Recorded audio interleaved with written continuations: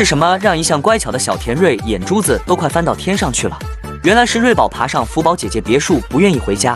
为了让瑞宝下树，江爷爷可谓是使出了浑身解数，不仅给瑞宝提供抱抱服务，还用胡萝卜引诱，但是无一例外都没有让瑞宝成功下树，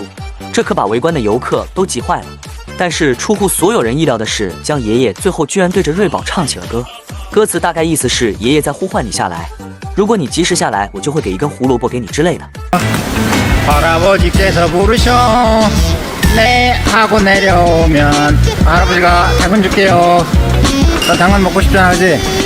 姨姨们表示，这难道就是所谓顶级抽象派主唱吗？没有唱功，但全是感情，简直要被江爷爷的举动笑不活了。原本以为我们人类不爱听的歌，在猫界有可能会受欢迎，怎料瑞宝听到江爷爷唱歌，眼珠子都快翻到天上去，及时撤回一个熊头，摆摆手表示唱得很好听，但请别唱了。不得不让我们想起江爷爷曾经就为宝家族改写并演唱过3只熊猫，把乐宝一家3口没有一个瘦的展现得淋漓尽致。